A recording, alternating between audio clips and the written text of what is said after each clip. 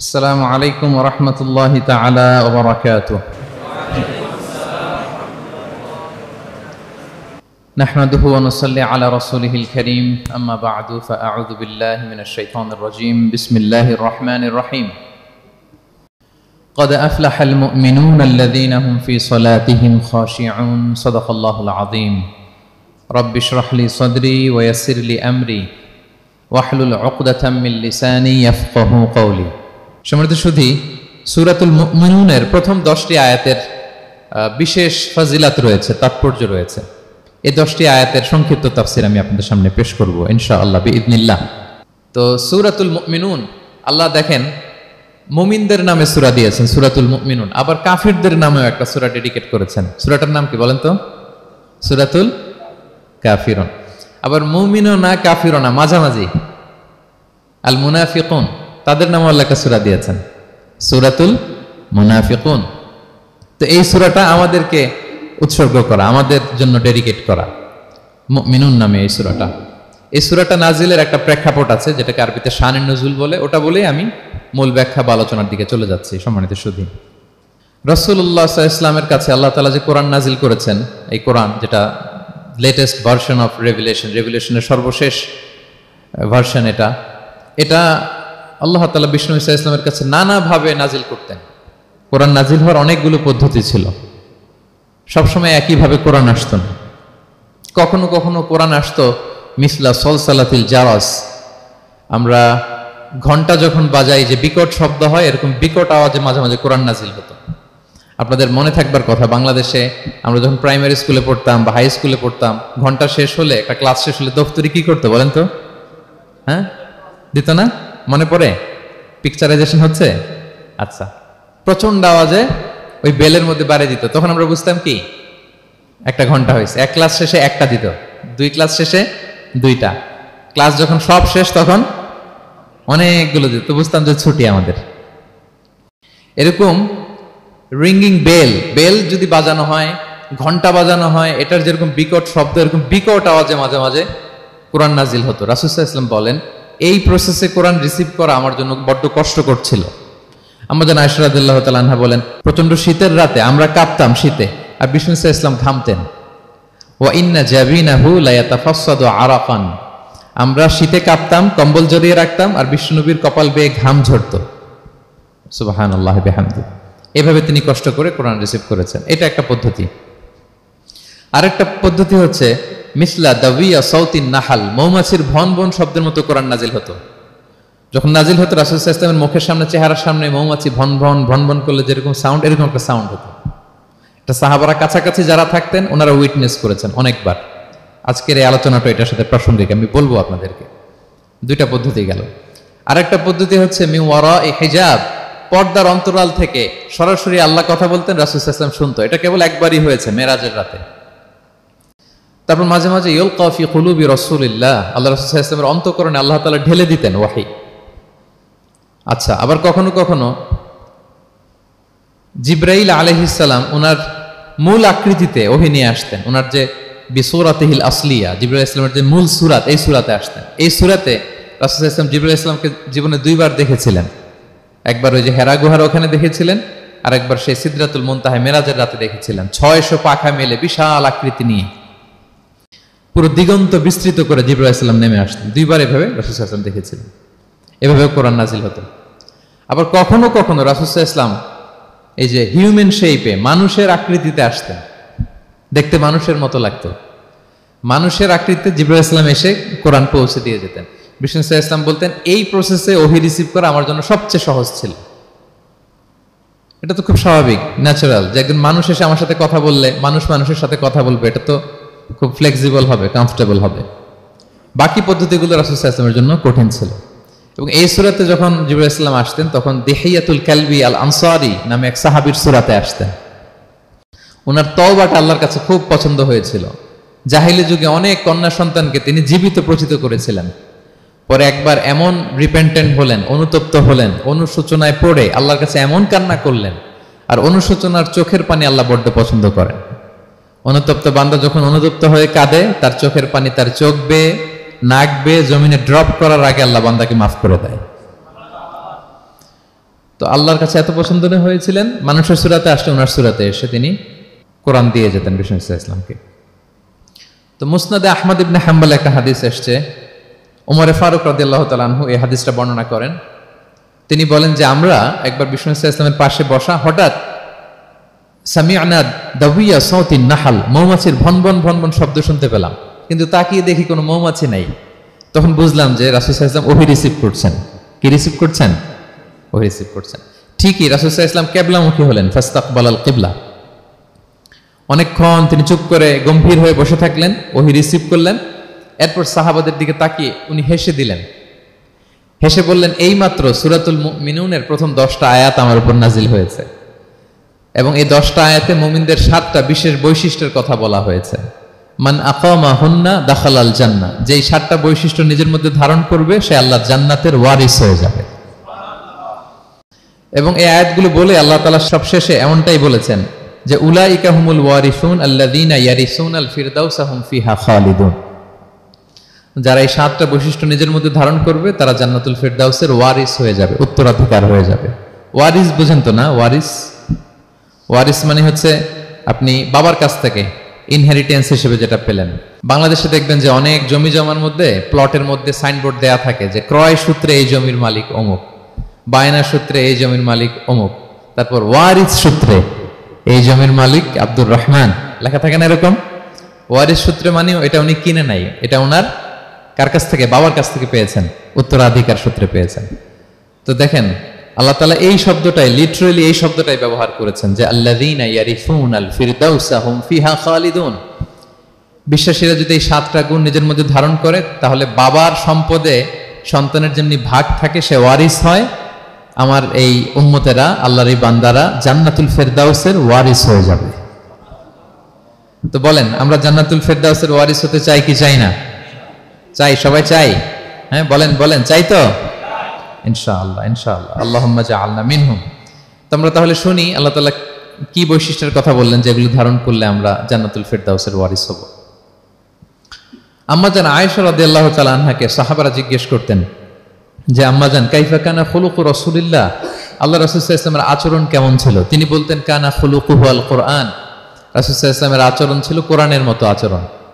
উম্মে সালামা রাদিয়াল্লাহু তাআলা আনহা আমাদের আরেক আম্মা জান, ওনাকে জিজ্ঞেস করা হলে উনি বলতেন রাসূল সাল্লাল্লাহু আলাইহি ওয়াসাল্লাম যখন রাস্তা দিয়ে হেঁটে যেতেন কাআন্নাল কুরআনা ইয়ামশি আলাল আরদ, মনে হতো লিভিং কোরআনটা রাস্তা দিয়ে হেঁটে যাচ্ছে।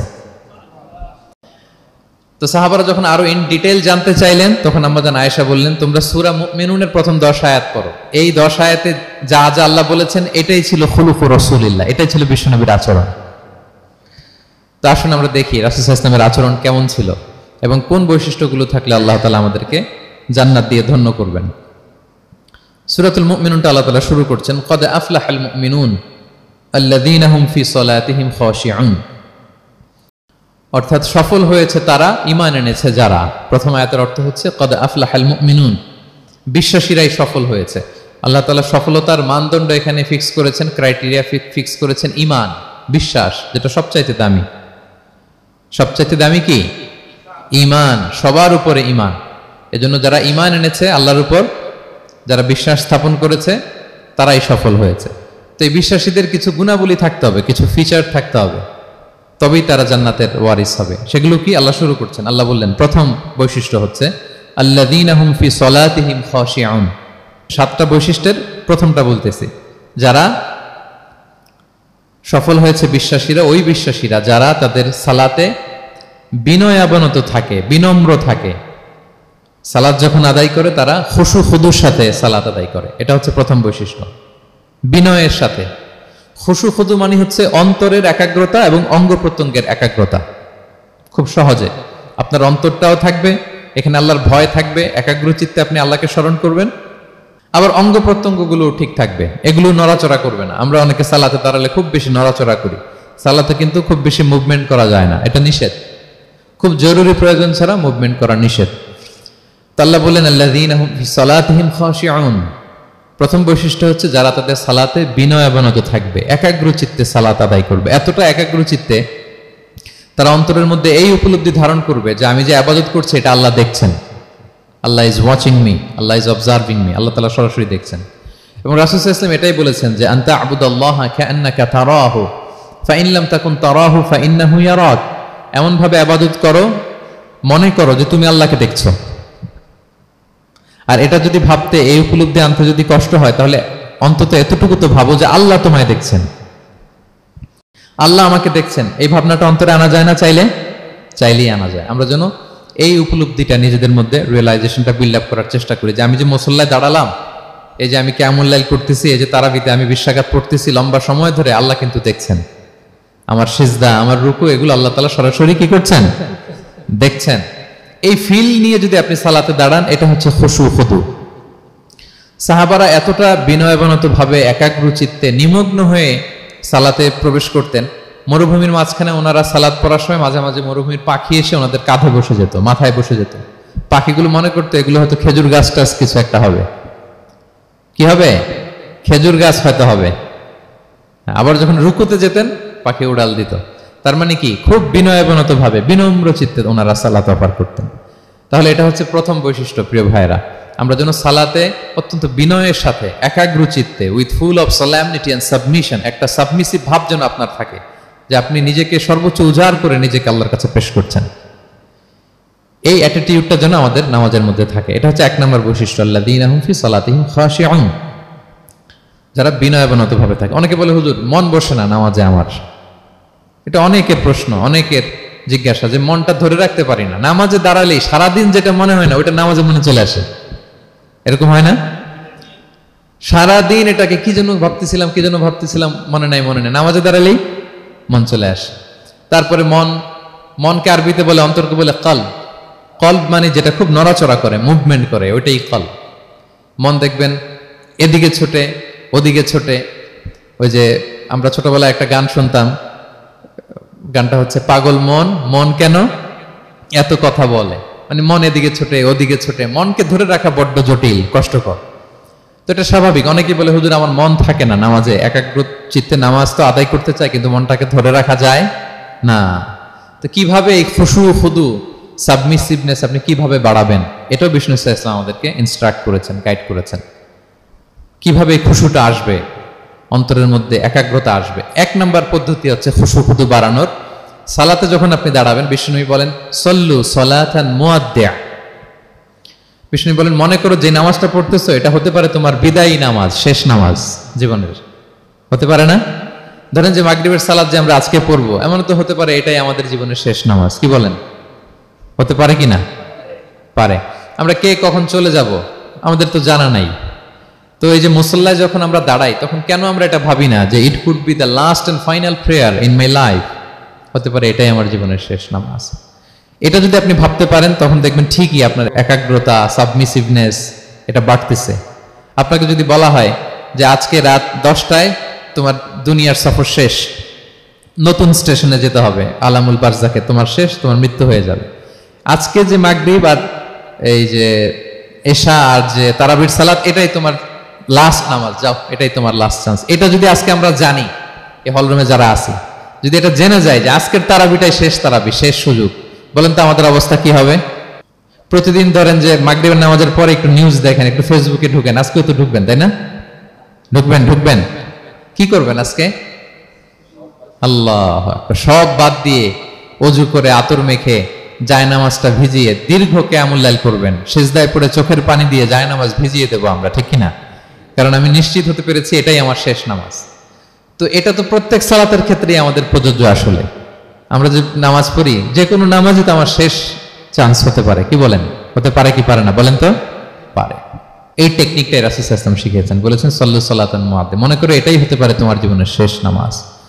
আমাদের ইউনিভার্সিটিতে ইমাম বেসার, যিনি চিফ ইমাম, উনি নামাজের আগে একটা চমৎকার অ্যানাউন্সমেন্ট দেয়। উনি বলে যে লেটস পারফর্ম দিস সালাহ as if this is our last and final prayer. চলুন এমন ভাবে নামাজটা পড়ি, ভাবি যে হতে পারে এটাই আমার জীবনের শেষ নামাজ। তাহলে সম্মানিত, শুধু এই ভাবনাটা নিয়ে যদি আমরা মুসল্লায় দাঁড়াই, দেখবেন যে ওই দিন আপনার মনে দিক সেদিক যাবে না, একটা ভয় কাজ করবে যে হায়রে, হতে পারে এটাই আমার লাস্ট চান্স, আর আমার রবকে সিজদা দেওয়ার সুযোগ হয়তো আমি আর পাবো না। তাহলে এখন থেকে আমরা সালাতে যখন দাঁড়াবো, এটা ভাববো যে this could be my last chance in my life. হতে পারে এটাই শেষ চান্স, আমি একাগ্র চিত্তে আমার সালাতটাকে আল্লাহর কাছে উপস্থাপন করি। কি বলেন, পারা যাবে তো ইনশাআল্লাহ? খুশু খুদু বাড়ানোর 1 নম্বর টিপস। খুশু খুদু বাড়ানোর 2 নম্বর টিপস হচ্ছে তাড়াহুড়ো না করা। আমরা অনেকে তাড়াহুড়ো করি, রুকু থেকে হুট করে দাঁড়িয়ে যাই, তারপরে সোজা হয়ে দাঁড়িয়ে না থেকে তাড়াতাড়ি সেজদায় চলে যাই, 2 সেজদার মাঝখানে ধীরস্থির ভাবে বসার কথা, আমরা না বসেই 2য় সেজদায় চলে যাই। এই প্রবণতা আমাদের অনেকের আছে না? এটা কিন্তু নিষেধ। তা'দিলুল আরকান, বাকি সব মাযহাবে এটা ফরজ। আপনি তাড়াহুড়ো করলে আপনার নামাজই হবে না। আর আমাদের মাযহাবে, হানাফি মাযহাবে এটা ওয়াজিব। ওয়াজিব তরক করলে সাউ সিজদা দিতে হয়। 2 সেজদার মাঝখানে আপনি সুস্থির হয়ে বসবেন। অনেকে দেখা যায় একটা সেজদা দিয়ে মাথা কোনো রকম উঠিয়েই আরেক সেজদায় বসেও নাই ঠিক মতো আরামসে, এরকম আছে না? এটা যদি কেউ করে আমাদের মাযহাব অনুযায়ী তার সাউ সিজদা দিতে হবে। তাহলে এরকম তাড়াহুড়ো করা যাবে? আর এখন থেকে তো কি করবেন বলেন? ধীরস্থির ভাবে নামাজ পড়বো। No rushing, no rushing in salah, no hastiness in salah. নামাজে রাশ করা যাবে না, রিল্যাক্সের সাথে আমরা নামাজ পড়বো, ধীরস্থির ভাবে নামাজ পড়বো। রুকু সিজদাগুলো খুব চমৎকার ভাবে আদায় করব। রাসূল সাল্লাল্লাহু আলাইহি ওয়াসাল্লামের রুকু যে দিতেন, ওনার পিঠটা এত স্ট্রেট ফরওয়ার্ড হতো, সাহাবারা বলতেন লাউ ইস্তাকাররা আলাইহিল মা লাসাব্বা আলাইহিল মা আলাস্তাকাররা। পানি ভর্তি 1 গ্লাস পানি যদি রাসূল সাল্লাল্লাহু আলাইহি ওয়াসাল্লামের রুকু দেওয়া পিঠের উপর রেখে দেওয়া হয়, পানিটাও পড়বে না, গ্লাসটাও ভাঙবে না। তার মানে এত স্ট্রেট ফরওয়ার্ড পিঠ ছিল। আবার রাসূল সাল্লাল্লাহু আলাইহি ওয়াসাল্লাম বলতেন আসওয়াউন নাসি সারিকাতান মান ইয়াসরিকু ফিস সালাহ। তিনি বললেন সবচাইতে বড় চোর যে নামাজে চুরি করে। সাহাবারা বললেন ওয়া কাইফা ইয়াসরিকু মিন সালাতিহি ইয়া রাসূলুল্লাহ, নামাজে আবার কিভাবে চুরি করে?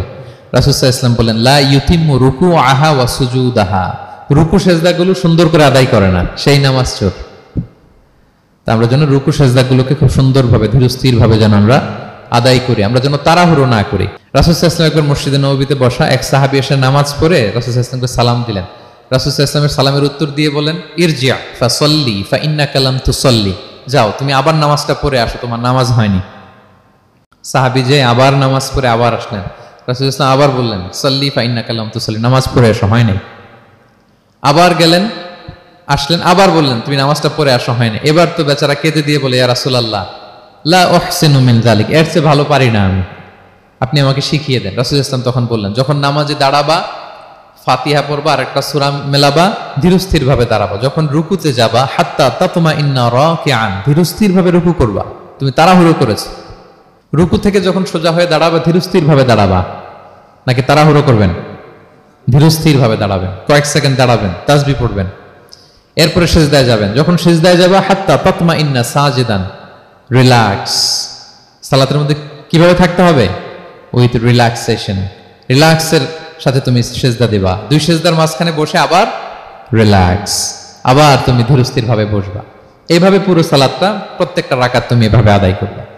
তার মানে সালাতে তাড়াহুড়ো করতে বিষ্ণু ইসলাম নিষেধ করেছেন। এমনকি অনেক সময় আমরা রুকু পাবো না বলে দৌড়ে যে সালাতে অংশগ্রহণ করি, এটাও নিষেধ করেছেন। আমরা অনেক সময় এরকম করি না? মাগরিবের নামাজে রুজু করতেছি, ইমাম সাহেব ওয়াদ-দুহা ওয়াল-লাইলি ইযা সাজা, এই সূরাটা তো মুখস্থ, তো টের পাচ্ছি যে আমি এখন মুখ ধুইতেছি আর সূরা দোহা তো শেষ হয়ে যাবে, কোন রকম ওযু করে দৌড়ে যে অংশগ্রহণ করে যাতে রাকাতটা পায়, এটা নিষেধ করেছেন বিষ্ণু ইসলাম। এটা করবেন না। আপনি ধীরস্থির ভাবে ওযু করবেন, ধীরস্থির ভাবে যাবেন, তাড়াহুড়ো করবেন না। আপনি কার সামনে যাচ্ছেন? মালিকুল আমলাক, রাজা ধীরাজ, আরশের অধিপতি। আপনি তাড়াহুড়ো করে গেলে তো আপনি হাঁপাতে হাঁপাতে অস্থির হয়ে যাবেন, ব্রেথ ইন ব্রেথ আউট করতে করতে। ধীরস্থির ভাবে যাবেন, অংশগ্রহণ করবেন। রাসূল সাল্লাল্লাহু আলাইহি ওয়াসাল্লাম বলেন ইদা উকিমাতিস সালাতু ফালা তা'তুহা তাসআউন, নামাজ শুরু হয়ে গেলে দৌড়ে দৌড়ে যে অংশগ্রহণ করবে না। আলাইকুম বিসাকিনা, ধীরস্থির ভাবে যে অংশগ্রহণ করবে। ফামা আদরাকতুম ফাসাল্লু, ধীরস্থির ভাবে যে যতটুকু পাও অতটুকুই পড়ো। ওমা ফাতাকুম ফাআতিমু, যেটা ছুটে যায় নিজে পরে দাঁড়িয়ে আদায় করে নাও। সুবহানাল্লাহ বিহামদি, কত সহজ করে দিয়েছেন। তাহলে সালাতে তাড়াহুড়ো করা যাবে? প্রিয় ভাইরা বলেন তো, তাড়াহুড়ো করা যাবে? আর আজকে থেকে না, আমরা তাড়াহুড়ো করবো না, আমরা ধীরস্থির ভাবে যে সালাতে অংশগ্রহণ করবো, তাহলে আপনার খুশু খুদু বাড়বে। 2টা টিপস গেল। 3 নাম্বার হচ্ছে জামাতে সালাত আদায় করতে হবে, তাহলে আপনার একাগ্রতা বাড়বে। সলাতুল জামাআতি তাফদুলু সলাতাল ফাযি বি27 দারাজা, একাকী নামাজ পড়লে যে সওয়াব, জামাতে পড়লে 27 গুণ বেশি সওয়াব। জামাতে পড়বেন। রাসূল সাল্লাল্লাহু আলাইহি ওয়াসাল্লাম সবসময় জামাতে সালাত পড়তেন। ইন্তেকালের আগেও এই সালাতের ব্যাপারে তিনি আমাদেরকে ওসিয়ত করেছেন, বলেছেন আসসালাতু আসসালাত ওয়া মা মালাকাত আইমানুকুম। ইন্তেকালের আগ মুহূর্ত এখনই রুহু কবজ হবে। এর আগে উনি কি বলেছেন? সালাত, উম্মতেরা সালাত, নামাজ, নামাজ যেন নষ্ট না হয়। উমর ফারুক রাদিয়াল্লাহু তাআলা আনহুর সময়ে একজন অগ্নি উপাসক ছিল, তার নাম আবু লুলু আল মাজুসি। উনি মুগীরা ইবনে শুবা রাদিয়াল্লাহু তাআলা আনহু নামে এক সাহাবীর দাস ছিলেন, মুকাতাব দাস। কন্ট্রাক্ট ছিল যে এত টাকা দিলে তাকে আজাদ করা হবে। তো এই অগ্নি উপাসক মাজুসি এসে ওমর ফারুককে বলে, খলিফাতুল মুসলিমিন, আমার মালিক সাহাবী মুগীরা আমার কাছে প্রতিদিন অনেক টাকা চার্জ করে। উনি বললেন, তাই নাকি? কত চার্জ করে? বলে যে এত চার্জ করে। তো বলতেছে, আচ্ছা তুমি তাহলে কি কাজ করো, কি কাজ জানো? বলে যে আমি খঞ্জর বানাতে জানি, ছুরি, ছোট ছুরি আর কি। বলতেছে, ওরে আল্লাহ, যারা খঞ্জর বানাতে জানে তারা তো অনেক টাকা মেক করে, সেই হিসাবে তো মুগীরা বেশি চার্জ করে না, অল্পই চার্জ করছে। সে ইনসাফপূর্ণ চার্জই করেছে। কিন্তু এই আবু লুলু আল মাজুসির এই কথাটা পছন্দ হয় না, সে রাগান্বিত হয়ে গেল, হয়ে বলে, ওমর, সবার ক্ষেত্রে তুমি নরম আর আমাকে তুমি কঠিন নিয়ম শেখাও না, দাঁড়াও তোমাকে আমি দেখাচ্ছি। মনে মনে বলতেছে এটা। রেগে মেগে সে বাড়িতে এসে আজকে একটা খঞ্জর বানাইছে, দুই মুখ খঞ্জর, ওয়া মাকবাদাতুহু ফি ওয়াসাতি, এটার হ্যান্ডেলটা মিডলে, এদিকেও মাথা ওদিকেও মাথা, এটা ধার করে প্রতিদিন বিষ মাখায় এটাতে। আর মনে মনে বলে, ওমর দাঁড়াও তোমাকে আজকে আমি দেখাবো। তো ওমর ফারুককে আল্লাহ তাআলা স্বপ্নে দেখিয়েছেন যে একটা লাল মোরগ ওনাকে 3টা ঠোকর মেরেছে। উনি সাহাবাদের কাছে বলেছেন যে আমি স্বপ্নে দেখেছি একটা লাল মোরগ আমাকে 3টা ঠোকর মেরেছে। তো সে খঞ্জরকে ধার দিয়ে একদিন ফজরের নামাজে, ওয়াকানু ইউসাল্লুনা বিগালাস, ওনারা খুব অন্ধকার থাকতে ফজরের নামাজ পড়তো। সে বুরনুস, এক ধরনের জুব্বা যেটার মাথা আছে, ওটা পরে হুডির মতো আর কি, হুডি চেনেন তো না, হুডির মতো একটা জুব্বা পরে সে অন্ধকারে, সে তো আসলে অমুসলিম, সাহাবাদের সাথে পিছনে দাঁড়াইছে নামাজের ভান করার জন্য, আর এই খঞ্জরটা নিয়ে গেছে সাথে। উমর ফারুক ফজরের সালাত শুরু করলেন, প্রথম রাকাত শেষ করলেন, দ্বিতীয় রাকাতের জন্য যখন দাঁড়াইছেন তখনই সে প্ল্যান মাফিক খঞ্জর বের করে ওমর ফারুকের পেটের মধ্যে 3বার স্টেবিং করলেন, আঘাত করলেন। করার সাথে সাথে ওমর ফারুক উল্টে পড়ে গেলেন আর বললেন, কাতালানি আল কালব, কোন এক কুকুর আমাকে আঘাত করেছে। তো সাহাবার ওমর ফারুককে ধরলেন, আর এই অগ্নি উপাসক এই খঞ্জর নিয়ে কাতারের মাঝখান দিয়ে দুই দিকে খঞ্জর চালাতে চালাতে যাচ্ছিলেন। যে সাহাবাই ধরে সেই আঘাতপ্রাপ্ত হয়ে ওখানে 7 থেকে 10 জন স্পট ডেথ, জায়গায় মারা গেছে। পরে এক সাহাবী নিজের জামা খুলে তার গায়ে ছুঁড়ে মারছে, তখন সে ওইটাতে পেঁচিয়ে পড়ে গেছে। যখন বুঝে গেছে যে আমাকে ধরে ফেলবে, সে সুইসাইড করে ফেলছে, নিজেকে নিজে মেরে ফেলছে। তো ওমর ফারুক তো বেহুশ, ওনাকে নিয়ে যাওয়া হলো, পিছন থেকে একজন নামাজের ইমামতি করলেন। তো ওমর ফারুক রাদিয়াল্লাহু তাআলা আনহু হুশ ফিরে পেলেন। হুশ ফিরে পাওয়ার পরে দিনের বেলা যখন হুশ আসলো ওনার, সবাই চারদিকে বসা, যে হায় হায় আমাদের আমিরুল মুমিনিনের কি জানি কি হয়। হুশ ফিরার পরে ওনার মুখের প্রথম কথাটা ছিল আসাল্লান নাস, মানে আমার নেতৃত্বে যে ফজরের সালাতটা শুরু হয়েছিল এটা কি ঠিকঠাক শেষ হয়েছিল? সুবহানাল্লাহ পড়বেন না? আচ্ছা বলেন তো, এই মুহূর্তে আমরা কি করতাম? ওনাকে যে স্টেবিং করছে, চিকিৎসক এসে দুধ দেয়, দুধ পেট দিয়ে বেরিয়ে যায়, নাবিজ দেয়, নাবিজ বের হয়ে যায়, মানে উনি ইন্তেকাল করবেন, এটা বোঝাই যাচ্ছে। এমন কঠিন পরিস্থিতিতে আমরা যদি হসপিটালে হুশ ফিরে পেতাম, আমরা কি বলতাম বলেন দেখি? কে কি বলতেন? কে মারছে, আমারে বাঁচানো যায় কিনা, মাউন্ট এলিজাবেথে নিয়ে চলো, সিঙ্গাপুরে অথবা বামরুন গ্রেডে নিয়ে চলো, আমেরিকাতে নিয়ে চলো, অথবা আমার তো ওখানে ব্যাংক ব্যালেন্স আছে, আমি তো মরে যাবো, আমার ছেলেগুলার কি হবে, হ্যাঁ আমার মেয়েগুলার কে দেখবে, এগুলো ছিল আমাদের কনসার্ন। তো ওমর ফারুক জানতেছেন যে উনি পৃথিবী থেকে বিদায় নিচ্ছেন, একটু হুশ ফিরে পাইছেন। হুশ ফিরে পাওয়ার পরে প্রথম কথাটা ছিল আসাল্লান নাস, লোকেরা কি নামাজ পড়েছিল? আল্লাহু আকবার। তাহলে এটা কত গুরুত্বপূর্ণ ইবাদত, কিভাবে এই সালাতকে সাহাবারা অফার করতেন। তো খুশু খুদুর সাথে যদি আমরা সালাত অফার করতে চাই, আমাদেরকে জামাতে পড়তে হবে। একাকি পড়লে দেখবেন মনে দিকে যায়, ওদিকে যায়, কয় রাকাত পড়ছি ভুলে যাই, এরকম হয় না? একাকি পড়তে গেলে এটা করা যাবে না, জামাতে পড়তে হবে। সালাতে কি কি বলতেছেন এগুলোর অর্থ বুঝে যদি সালাত অফার করেন, তাইলে আপনার সালাতে মনোযোগ থাকবে।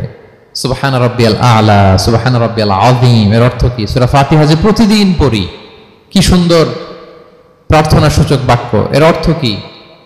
আল্লাহ সকল প্রশংসা তোমার, আল্লাহ তুমি দয়াময় মেহেরবান, আল্লাহ তুমি বিচার দিবসের মালিক, যেদিন তোমার আরশের ছায়া ছাড়া কোনো ছায়া থাকবে না। নবীদের যে পথে চালিয়েছে ওই পথে আমাদেরকে চালাও, যারা ভ্রান্ত হয়েছে, যারা তোমার ক্রোধের শিকার হয়েছে ওই পথে আমাদেরকে চালিও না। কি চমৎকার চমৎকার কথামালা দিয়ে আমরা এই দোয়াগুলো পড়ি। আমরা অর্থ বুঝি না বলে আমাদের হৃদয়েও টাচ করে না, ঠিক কিনা?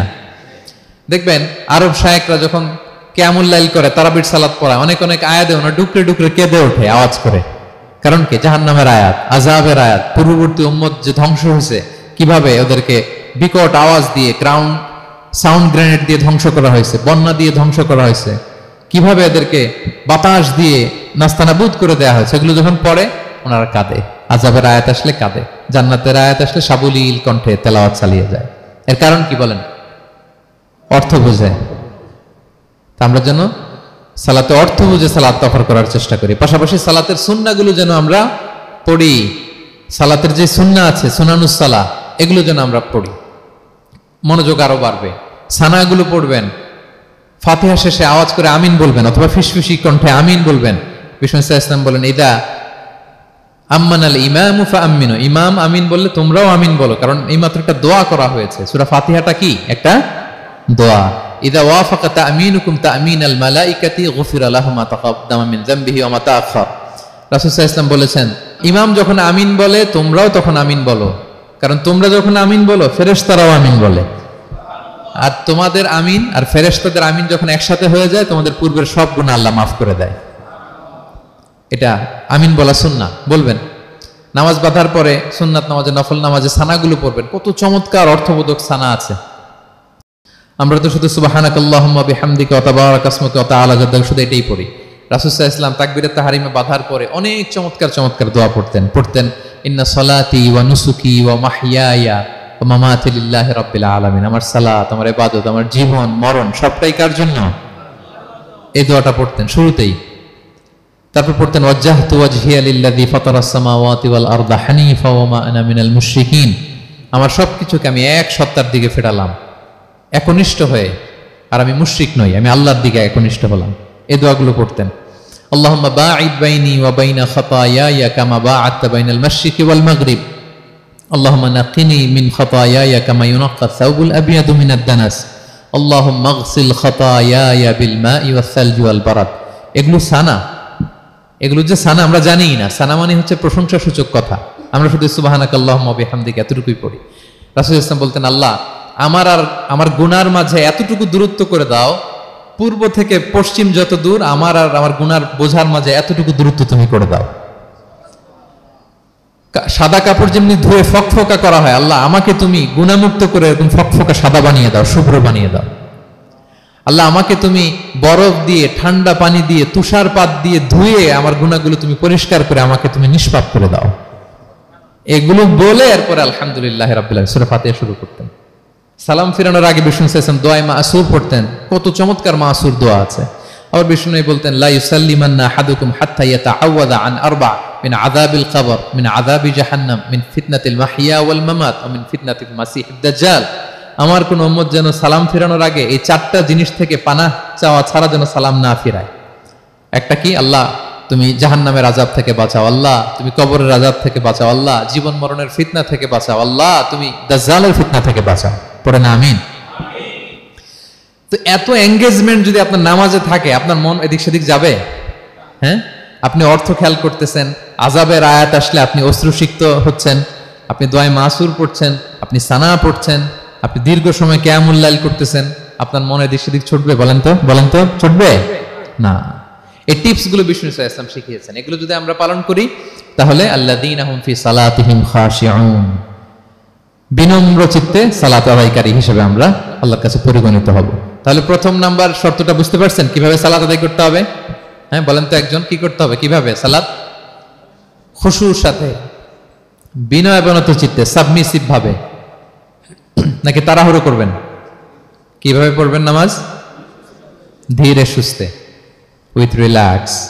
দুই নম্বর আল্লাহ বলেন ওয়াল্লাযীনা হুম আনিল লাগবি মুরিদুন। এক নম্বরে তো তারা নামাজে যখন দাঁড়ায় ধীর স্থির ভাবে খুশুর সাথে পড়ে। দুই নম্বর হচ্ছে তারা অনর্থক কাজ থেকে বিরত থাকে। অনর্থক কথা, কাজ এগুলো মুমিনরা বলে না, এগুলো তো জড়ায় না। মিনিংলেস কোনো কাজের সাথে বিশ্বাসীদের কোনো সম্পর্ক, অর্থবোধক কাজ, ভালো কাজ, কল্যাণমূলক কাজ, সামাজিক কাজ, মানবতার কল্যাণে যে কাজগুলো আছে এগুলোর সাথে তারা জড়ায়। বিষ্ণু ইসলাম বলেছেন, মিন হুসনি ইসলামিল মারই তারকুহু মা লা ইয়ানি। ব্যক্তির ইসলামের সৌন্দর্য হচ্ছে যে ব্যক্তি এমন কোনো কাজ করবে না যেটার কোনো মিনিং নাই, মিনিংলেস কাজ থেকে সে বেঁচে থাকবে। মুহাদ্দিসিনে ইকরাম এই হাদিসটাকে বলে রুবউদ্দিন। মানে দিন ইসলামকে যদি 4 ভাগ করেন, এই 4 ভাগের 1 ভাগের কথা এই হাদিসের মধ্যে চলে আসছে। সেটা কি? যে বিশ্বাসীরা কোনো অনর্থক কাজে জড়ায় না নিজেদেরকে। অনর্থক কাজ, কথাবার্তা, অপ্রয়োজনীয় আড্ডা, অপ্রয়োজনীয় খুশগল্প, অন্যকে নিয়ে সমালোচনা, অন্যের গীবত, শেকায়াত, ওর এই সমস্যা, ওর এই সমস্যা, চায়ের আড্ডাতে আমরা এরকম সমালোচনার ঝড় তুলি, ঠিক কিনা বলেন? ঠিক কিনা? এটা করা যাবে না। আপনি জান্নাতেরও ওয়ারিস হবেন, আবার চা মুখে নিয়ে আপনি শেকায়াত করবেন, গীবত করবেন, দুইটা একসাথে যাবে না। তাহলে বিশ্বাসীরা কোনো অনর্থক কাজে জড়ায় না, মিনিংলেস কাজে জড়ায় না। তারা ভালো কাজে, কল্যাণের কাজে জড়ায়। মিনিংলেস কোনো কথাও বলে না, কারণ তারা জানে মা ইয়ালফিদু মিন কাউলিন ইল্লা লাদাইহি রাকিবুন আতীদ। আমরা যা বলি, মুখ নিঃসৃত যা বের হয়, এটাকে লিখে রাখার জন্য একদল ফেরেশতা আছে, রাকিব পর্যবেক্ষণকারী, আতীদ একেবারে প্রহরীর মতো আছে। বললেই টুকে নেয়, বললেই টুকে নেয় সব। সূরা ইয়াসিন আল্লাহ বলেন ওয়া কুল্লা শাইইন আহসাইনাহু ফি ইমামিন মুবিন। আমি ইমামুম মুবিন নামক এক দালিলিক রেজিস্ট্রি খাতায় সবকিছু তুলে রাখছি, সব পাই টু পাই আপনি পাবেন। আপনি অবাক হবেন, মা লি হাযাল কিতাবি লা ইগাদিরু সাগীরাতান ওয়ালা কাবীরাতান ইল্লা আহসাহা। এটা কেমন আমলনামা, ছোট্ট ভালো কাজ করেছে ওইটাও আছে, ছোট্ট খারাপ করেছে ওইটাও আছে। অবাক হবেন আপনি, সব আল্লাহ তাআলা সেখানে তুলে রাখবেন। তো বিশ্বাসীরা কোনো অনর্থক কথা কাজের সাথে জড়ায় না, এজন্য কারণ তারা জানে এগুলো সব রেকর্ডেড, সব রেকর্ডেড। আপনার কোনো কাজ যদি রেকর্ড করা হয় এবং বলা হয় যে এটা গণমানুষের কাছে উপস্থাপন করা হবে, আপনি কি করবেন তখন বলেন তো? খুব সতর্ক হয়ে চলবেন, সতর্ক হয়ে বলবেন। হ্যাঁ, এই যে আমরা যে এই ক্যামেরা থাকলে যেভাবে কথা বলি, সবসময় কি এইভাবে বলি না? আমরা যখন নিজেদের ঘরোয়া আড্ডায় বসে আমরা কত কথা বলে ফেলি, ইনফরমাল অনেক কথা বলি, যেগুলো ক্যামেরা থাকলে বলি না, কারণ এটা ফরমাল, এটা কোটি মানুষের কাছে যাবে, সবাই শুনবে, সবাই জানবে, এজন্য আমরা সাবধান হয়ে কথা বলি। কি বলেন? তো এই যে এই ক্যামেরা কিন্তু অদৃশ্য ক্যামেরা চারদিকে আমাদের, ইমামুম মুবিন নামক অদৃশ্য ক্যামেরা দিয়ে সব রেকর্ড করা হচ্ছে। রেকর্ড করে দিচ্ছেন কে? পাই টু পাই হিসাব চাওয়া হবে। আল্লাহর সুপ্রিম কোর্টের কাঠগড়ায় সব হিসাব চাইবেন আল্লাহ তাআলা, আপনি যে দেখবেন। তো বিশ্বাসীরা এই সেন্সটা মাথায় রাখে, সব যেহেতু রেকর্ডেড, যা মনে চায় মুখ দিয়ে বলা যাবে, যা মনে চায় করা যাবে না। এজন্য অহেতুক কথাবার্তা, অহেতুক সমালোচনা, অহেতুক গসিপিং, অহেতুক কমেন্টস এগুলো করব না। এখন সোশ্যাল মিডিয়ার যুগে দেখবেন যে কমেন্টসের বন্যা বয়ে যায়, যার যেটা মনে চায়, কারণ ধরার কেউ নাই, দেখার কেউ নাই, বলার কেউ নাই, যা মনে চায় লিখতে থাকে। হ্যাঁ, বিশাল একজন বড় মাপের লোক, তার ওখানে যে লিখতেছে যা মনে চায়, গালি গালাজ, ওনাকে অ্যাডভাইস দেওয়া, নাসিহাত দেওয়া ইচ্ছে মতো। বিশ্বাসীরা এটা করে না, তারা অনর্থক কোনো কাজে জড়ায় না, এবং কেউ জড়াতে চাইলেও তাকে স্পেস দেয় না।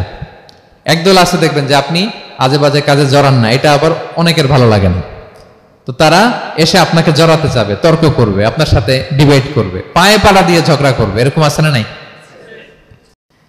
আপনার কমেন্ট বক্সে এসে দেখবেন যে গালি দিবে, হ্যাঁ, ট্যাগিং করবে, পোক করবে, মানে আপনাকে অস্থির বানাতে চাইবে। আপনি কি করবেন? আপনিও আরেকটা গালি দিয়ে দিবেন কমেন্টসে। আপনারও তো স্বাধীনতা আছে নাকি? আপনি দিবেন গালি, কি করবেন? সালাম দিবেন। কি দিবেন? ওয়া ইযা খাতাবাহুমুল জাহিলুনা ক্বালু সালামা। সূরা ফুরকানে আল্লাহ বলেছেন যে মূর্খরা যখন অনর্থক তর্ক করতে আসতে চায়, বিশ্বাসীরা তাদের সাথে ওই ফাঁদে তারা পা দেয় না, তারা কি করে? সালাম দিয়ে কেটে পড়ে। তাহলে পায়ে পাড়া দিয়ে যদি কেউ এখন থেকে ঝগড়া করতে চায় আমাদের সাথে, আমরা কি করব? সালাম দিয়ে ওখান থেকে কেটে পড়ব। তাহলে বিশ্বাসীদের 2 নম্বর বৈশিষ্ট্য, ওয়াল্লাযীনা হুম আনিল লাগবি মুআরিদুন, বিশ্বাসীরা অনর্থক কাজে জড়ায় না। 3 নম্বর হচ্ছে ওয়াল্লাযীনা হুম লিযাকাতি ফাঈলুন, বিশ্বাসীরা তাদেরকে যদি আল্লাহ তাআলা ধন সম্পদ দিয়ে সমৃদ্ধশালী করে, তারা যাকাত দেয়। কি দেয়? আপনারা যাকাত দেন তো নাকি? দেখে তো মনে হচ্ছে সবাই ব্যবসায়ী, হ্যাঁ, চেহারা দেখে মনে হচ্ছে মাশাআল্লাহ অনেক সম্পদের মালিক। যাকাত দিতে হবে। আমরা যে যাকাত দেই, এটাকে আমরা করুণা করি বলেন তো? না, যাকাত হচ্ছে গরিবের হক। ওয়াফি আমওয়ালিহিম হাক্কুন লিসাইলি ওয়াল মাহরুম, আল্লাহ বলে ধনীদের সম্পদে গরিবদের অধিকার আছে। তা আপনি যখন কারো অধিকার দিলেন, আপনি কি তার প্রতি করুণা করলেন? হ্যাঁ, অধিকার কি করুণা বলেন তো? না, আপনার সম্পদে গরিবের অধিকার। আপনি করুণা করেন নাই, বরং আপনার থেকে জাকাত নিয়ে ওই গরিব আপনাকে করুণা করে গেছে। কারণ জাকাত নেয়া তার জন্য আবশ্যক না, আপনার দেয়া আবশ্যক। ও যদি বলে আমি জাকাত নিব না, তো আপনি কারে দিবেন? ও জাকাত গ্রহণ করে আপনাকে বাঁচালো। তাহলে credit goes to them, thanks goes to them. ইসলাম চায় এই যে অর্থনৈতিক তারল্য, এটা সমাজে সবার কাছে থাক। এক পাশে গাছতলা, আরেক পাশে পাঁচতলা, এরকম বিভাজন ইসলাম চায় না। ইসলাম চায় সবার হাতে টাকা পয়সা থাক। কাইলা ইয়াকুনা দুলাতান বাইনাল আগনিয়া মিনকুম, টাকা পয়সা যেন শুধু ধনীদের মধ্যে সার্কুলেট না হয়, সবার কাছে যেন যায়। এজন্য আল্লাহ বলেন তোমাদের সম্পদে গরিবের অধিকার আছে। এটা করুণা না, এটা অধিকার। আর যদি এই ফরজ ইবাদত আপনি আদায় না করেন, আল্লাহ বলেন কঠিন শাস্তি তোমাদের জন্য অপেক্ষা করছে। আল্লাযীনা ইয়াকনিজুনা আয-যাহাবা ওয়াল ফিদ্দাতা ওয়া লা ইউনফিকুনহা ফি সাবিলিল্লাহ ফাবাশশিরহুম বিআযাবিন আলীম। স্বর্ণ জমায়, রূপা জমায়, ব্যাংক ব্যালেন্স, যাকাত দেয় না, তাদের জন্য কঠিন আযাব, কঠিন আযাবের সুসংবাদ দিয়েছেন আল্লাহ। দুঃসংবাদ না, সুসংবাদ। মানে হেয় করে, তুচ্ছ করে আল্লাহ তাআলা বলেছেন। ছেলে ইংরেজি পরীক্ষায় ফেল করছে, মা বলে ফেল করছে না, পড়াশোনা তো নাই, তোমার বাবা আসুক, এমন মাইট দিবে, মাইট দিলে মজা টের পাবা। আচ্ছা বলেন তো, মাইট দিলে কি মজা লাগে না ব্যথা লাগে? কিন্তু মা কি বলছে? মজা টের পাবা। মানে ওরে তুচ্ছ করে, তাচ্ছিল্য করে বলছে, মায়ের তীব্রতা বোঝানোর জন্য বলছে যে এমন মাইট দিবে, টের পাবা, দাঁড়াও, তোমার বাবা আসুক আজকে ঘরে। আল্লাহ ওইটাই বললেন। এই সম্পদগুলোকে লোহার খুন্তি বানিয়ে জাহান্নামের আগুনে পোড়ানো হবে। 3 জায়গায় সাকা দেওয়া হবে। ফি তুকুয়া বিহা জিবাহুহুম, কপালে, পাজরে, পিঠে। আর বলা হবে হাযা মা কানাস্তুম, এগুলো তুমি জমায় রাখছিলে, দাও নাই মানুষকে। Bank balance, FDR, fixed deposit, price bond, এটা সেটা দাও নাই তুমি। আর হাদিসে এসেছে সুজা আন আকরা, টেকো সাপ হবে, মোস্ট ভেনোমাস স্নেক। সাপের মাথায় কিন্তু চুল গজায়, জানেন? সাপের মাথায় পশম আছে, কিন্তু যেই সাপের যেটা বেশি বিষাক্ত, এটার মাথায় পশমও থাকে না বিষের কারণে। এরকম সাপ ওই সম্পদগুলো সাপ হয়ে ছোবল মারবে আর বলবে আনা মালুক, আমি তোমার প্রাইস বন্ড, আমি তোমার ব্যাংক ব্যালেন্স, আমাকে খাওয়ার জন্য তো রাখছিল, আজকে উপভোগ করো। আল্লাহু আকবার। আল্লাহ আমাদেরকে হেফাজত করুক। সো যাদের সম্পদ আছে আমরা যেন জাকাত দেই, হিসেব করে করে যেন দেই। আপনাদের স্ত্রীদের যাদের অর্নামেন্টস, জুয়েলারি আছে, তারা যেন তাদের সম্পদের জাকাত দেয়। 25 গ্রাম যদি সোনা থাকে বা 595 গ্রাম যদি রূপা থাকে, অথবা এই পরিমাণ সম্পদ থাকে, ভাবিরাও জাকাত দিতে হবে। এটা ইন্ডিভিজুয়াল ইবাদত। আপনার জাকাত আপনার, ভাবির জাকাত ভাবির। আপনি চাইলে টাকা দিয়ে হেল্প করতে পারেন, কিন্তু ওনারও হিসাব করতে হবে এবং এটা কম্পালসারি, দিতেই হবে, দিতেই হবে। তাহলে ওয়াল্লাযীনা হুম লিয-যাকাতি ফাঈলুন, 4 নাম্বার হচ্ছে তারা জাকাত দেয়। 5 নাম্বার 6 নাম্বার আল্লাহ এক আয়াতে বলে ফেলেছেন, ওয়াল্লাযীনা হুম লিআমানাতিহিম ওয়া আহদিহিম রাউন, বিশ্বাসীরা আমানতের হেফাজত করে আর কথা দিলে কথা রাখে। 5 নাম্বার হচ্ছে আমানতের খেয়ানত করে না বিশ্বাসীরা, কারণ আমানতের খেয়ানত করে এটা মুনাফিকের আলামত। ইযা তুমিনা খানা, বিষ্ণু বললেন মুনাফিকদের বৈশিষ্ট্য হচ্ছে ওদের কাছে আমানত রাখলে ওটা আর পাওয়া যায় না পরে। এমন লোক আছে না সমাজে, আমানত রাখলে আর পাওয়া যায় না। তারা কি মুমিন না মুনাফিক বলেন তো? ইন্নাল্লাহা ইয়া'মুরুকুম আন তুআদ্দুল আমানাতি ইলা আহলিহা, আল্লাহ বলেছেন যার আমানত তাকে বুঝিয়ে দাও। বিষ্ণু ঈসা ইসলামকে মক্কার লোকেরা 2টা উপাধি দিয়েছিল, এক হচ্ছে আস-সাদিক, 2 হচ্ছে আল আমিন। সাদিক মানে সত্যবাদী। কারা দিয়েছিল? ঘোর শত্রুরা, অপোজিশন পার্টি, তারা উপাধি দিয়েছে। একটা হচ্ছে সাদিক মানে কি, আরেকটা হচ্ছে আল আমিন, বিশ্বস্ত। এতটা বিশ্বস্ত যে বিষ্ণু ঈসা ইসলাম মক্কা থেকে মদিনায় যেদিন হিজরত করতে যাবেন, আমানতের জিনিসগুলো উনি আলী রাদিয়াল্লাহু তাআলা আনহুর কাছে রেখে গিয়েছিলেন। এত এত আমানতের সম্পদ ওনার ঘরে ছিল। এই ডিপোজিট বুঝিয়ে দিতে আলী রাদিয়াল্লাহু তাআলা আনহুর টানা 3 দিন সময় লেগেছে, মক্কাবাসীদের আমানত বুঝিয়ে দিতে। সো যার আমানতদারিতা নাই তার ঈমান নাই। বিষ্ণু বলেছেন লা ঈমানা লিমান লা আমানাতা লা, যার আমানতদারিতা নাই ওর ঈমানই নাই। এবং আমানত ধ্বংস হয় এটা কিয়ামতের আলামত। ইযা দুইয়াতিল আমানাতু ফান্তাযিরিস সাআ, যখন আমানত নষ্ট হবে তোমরা কিয়ামতের অপেক্ষা করো। এখন বলেন তো আমাদের সমাজে আমানতের কি অবস্থা? খুবই খারাপ। আল্লাহু আকবার। আমানতটা কিন্তু এই যে এই ভাই আমাকে 2000 রিঙ্গিট রেখে বলছে আগামী মাসে এটা আমি নিব, একটু রাখেন, শুধু এইটাই আমানত না। আল্লাহ আপনাকে যে পুরো সম্পদ দিয়েছেন এটা আমানত। আপনার ব্যবসা প্রতিষ্ঠান এটা আল্লাহর দেয় আপনার কাছে আমানত। আপনার ছেলে আছে, মেয়ে আছে, স্ত্রী, তারা আল্লাহর দেয়া আমানত আপনার কাছে। আপনার নেম, আপনার ফেম, আপনার পাওয়ার, আপনার নলেজ, এগুলো আল্লাহর দেয়া আমানত। আপনি দেশের প্রধানমন্ত্রী, পুরো দেশটা আপনার কাছে আমানত, ঠিক কিনা? এই আমানতের ব্যাপারে জিজ্ঞেস করা হবে। বিশ্বাসীদের বৈশিষ্ট্য, তারা আমানতকে হেফাজত করে, আমানত রক্ষা করে, আমানতের খেয়ানত তারা কোশ্চিনকালেও করে না। 6 নম্বর হচ্ছে ওয়া আহদিহিম রাউন, বিশ্বাসীরা কথা দিলে কথা রাখে, তারা ওয়াদার খেলাফ করে না। ওয়াদার খেলাফ করাও কিন্তু মুনাফিকের আলামত। ওয়া ইদা ওয়াদা আখলাফা, ওয়াদা দিলে মুনাফিকরা এটা খেয়ানত করে, তারা কথা দিয়ে কথা রাখে না। এবং আপনি কাউকে কথা দিয়ে যদি না রাখেন, এরকম প্রত্যেকটা প্রমিস, কমিটমেন্টের ব্যাপারে আপনি জিজ্ঞাসিত হবেন। আল্লাহ বলেন ওয়া আউফু বিল আহদি ইন্নাল আহদা কানা মাসউলা। কথা দিলে কথা রাখো, ছেলে মেয়েদের কথা দিলে কথা রাখবেন, বন্ধু বান্ধবদেরকে কথা দিলে কথা রাখবেন, স্ত্রীকে কথা দিলে কথা রাখবেন। প্রমিস দিলে এটা রাখতে হবে, কারণ এ ব্যাপারে জিজ্ঞেস করা হবে। নবীদের মধ্যে ইসমাঈল আলাইহিস সালাম ওয়াদা রক্ষার ব্যাপারে খুব বেশি সোচ্চার ছিলেন। সব নবীরাই ছিলেন, উনি বেশি সোচ্চার। এজন্য আল্লাহ বলেন ওয়াজকুর ফিল কিতাবি ইসমাঈল ইন্নাহু কানা সাদিকাল ওয়াদি ওয়া কানা রাসূলান নাবিয়্যা। উনি ছিলেন সাদিকাল ওয়াদ, প্রতিশ্রুতি রাখতেন। এক লোকের সাথে ওনার কথা হলো যে আগামীকাল বিকেলে ওনারা দেখা করবেন। ইসমাঈল সাল্লাম বিকেলবেলা আগামীকাল যে এক গাছের নিচে কমিটমেন্ট ছিল যে অপেক্ষা করলেন, কিন্তু ওই লোক আসে নাই, ভুলে গেছে। ইসমাঈল সাল্লাম ভাবলেন আজকে ভুলে গেছে, মনে হয় আগামীকাল আসবে, আগামীকাল আমি যাব। এরপরের দিন আল্লাহ নবী ইসমাইল যে ওই লোকের জন্য ওখানে হাজির, কিন্তু ওই লোক ওই দিনও আসে নাই। ইসমাঈল সাল্লাম বললেন মনে হয় এরপরের দিন আসবে। ইসমাঈল সাল্লাম এরপরের দিনও যায় হাজির। এভাবে একদিন দুই দিন না, টানা 30 দিন উনি আসরের পরে ওই গাছের নিচে ওই লোকের জন্য অপেক্ষা করেছেন। কারণ ইন্নাল আহদা কানা মাসউলা, কথা দিলে কথা রাখতে হবে। তো এখন আমরা কথা দিয়ে কথা রাখি তো নাকি? রাখেন রাখেন, সবাই বলেন এই চেষ্টা করতে হবে, রাইট? কথা দিলে আমরা যেন কথা রাখি। সব শেষে 7 নম্বর আল্লাহ বললেন ওয়াল্লাযীনা হুম আলা সালাওয়াতিহিম ইউহাফিজুন, বিশ্বাসীরা তাদের সালাত হেফাজত করে। একটু খেয়াল করে দেখেন, 7টা গুণের প্রথমটাও কি নিয়ে? সালাত নিয়ে, আবার শেষটাও। তার মানে কি বোঝা গেল? এটা বেশি গুরুত্বপূর্ণ না কম গুরুত্বপূর্ণ? সব নষ্ট হতে পারে, মুমিনের নামাজ নষ্ট হতে পারে, নামাজকে হেফাজত করতে হবে। হাফিজু আলা সালাওয়াত, আল্লাহ বললেন তোমাদের নামাজগুলোকে তোমরা হেফাজত করো। আগের যুগের উম্মতেরা সিনাগোগে না গেলে ইবাদত করতে পারতো না, চার্চে না গেলে ইবাদত করতে পারতো না, কিন্তু আমরা মসজিদেও নামাজ পড়তে পারি, বাইরেও পড়তে পারি। 5টা বিশেষ বৈশিষ্ট্য আল্লাহ তাআলা বিশ্বনবী সাল্লাল্লাহু আলাইহি ওয়াসাল্লামকে দিয়েছিলেন। এর মধ্যে একটা হচ্ছে জুইলাত লি আল আরদু কুল্লুহা মাসজিদান ওয়া তাহুরা, আল্লাহ আমার জন্য পুরো জমিনটারে মসজিদ বানাই দিয়েছে। পুরো জমিন, আপনি ফ্লাই করতেছেন, বিমানে পড়তে পারবেন, আপনি সাগরে আছেন, জাহাজে পড়তে পারবেন, আপনি বিকেলবেলা মাঠে আছেন, ওযু থাকলে আল্লাহু আকবার বলে দাঁড়ায় যাবেন, বন্ধুদেরকে নিয়ে যে কোনো জায়গায় নামাজ পড়া যায়, ঠিক কিনা?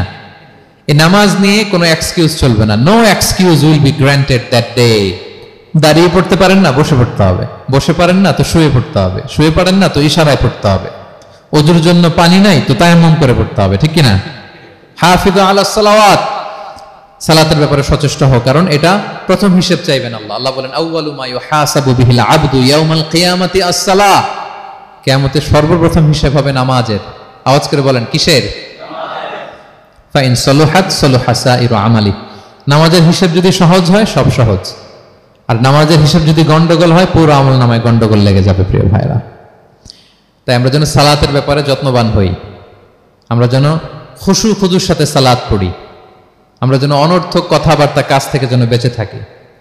আল্লাহ যাদেরকে আমাদেরকে সম্পদ দান করেছেন, আমরা যেন ফরজ যাকাতটুকু আদায় করি, আমরা যেন আমানতের ব্যাপারে সাবধান হই, সচেতন হই, আমানতকে যেন রক্ষা করি, আমরা যেন কথা দিলে কথা রাখি, এবং যে কোনো মূল্যে আমরা যেন সালাতকে হেফাজত করি। আমাদের সব মিস হতে পারে, কাজকে আমরা বলবো যে নামাজ আছে, নামাজকে বলা যাবে না আমার কাজ আছে, ঠিক কিনা বলেন? আওয়াজ করে বলেন ঠিক কিনা? কাজকে কি বলবো আমরা, নাকি নামাজকে বলবেন আমার একটু কাজ আছে? না, আমরা যেন সালাতের ব্যাপারে যত্নশীল হই, সচেতন হই। এই যে 7টা গুণের কথা বললাম, যারা এটার উপর আমল করবে, যারা এটা নিজের মধ্যে ধারণ করবে, আল্লাহ বলেন উলাইকা হুমুল ওয়ারিসুন, এরা ওয়ারিস, আল্লাযীনা ইয়ারিসুনাল ফিরদাউসা হুম ফিহা খালিদুন, তারা জান্নাতুল ফিরদাউসের ওয়ারিস হয়ে যাবে। আমরা যেন এই ভালো গুণগুলো, এই বৈশিষ্ট্যগুলো, এই ফিচার্সগুলো যেন নিজেদের মধ্যে আত্মস্থ করতে পারি এবং জান্নাতুল ফিরদাউসের ওয়ারিস যেন আমরা হতে পারি। আল্লাহ তাআলা আমাদের সবাইকে কথাগুলো বুঝার ও আমল করার তৌফিক দান করুক। হাযা মা ইনদি ওয়াল ইলমু ইনদাল্লাহি আলাইহি তাওয়াক্কালতু ওয়া ইলাইহি উনীব। আসসালামু আলাইকুম ওয়া রাহমাতুল্লাহি তাআলা ওয়া বারাকাতুহু।